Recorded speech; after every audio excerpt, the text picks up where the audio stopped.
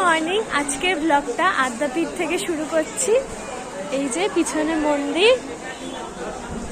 আজকে হচ্ছে সায়নের বোন, মামার বাড়ির বোনের মুখে ভাত, তো আদ্যাপীঠে প্রসাদ দেয়া হবে।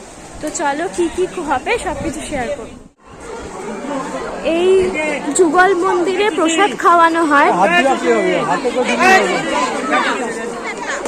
এই যে সব বাচ্চারা এখানে প্রসাদ খায়।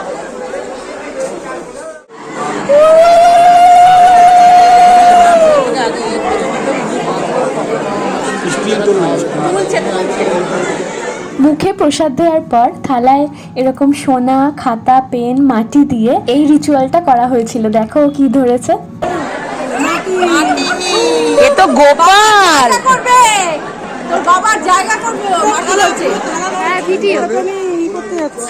আমরা এখানে প্রসাদের লাইনে দাঁড়িয়ে আছি, উপরে যাব প্রসাদ খেতে। আমি একবারে করে নিচ্ছি, একবারে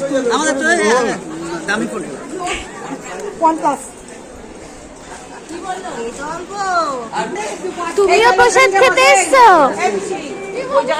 তুমিও প্রসাদ খেতে এসছো? কি বলছো বেবি?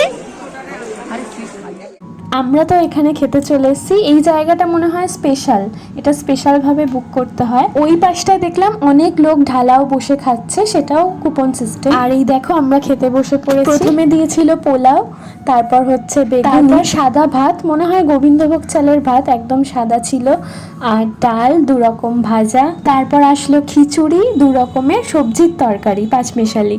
এইটুকুটুকু করে খেতে খেতেই পেট ভরে যাচ্ছে, প্রসাদের এত মহিমা। আর তারপর ছিল চাটনি আর পায়েস। পায়েসটা তো দারুণ ছিল।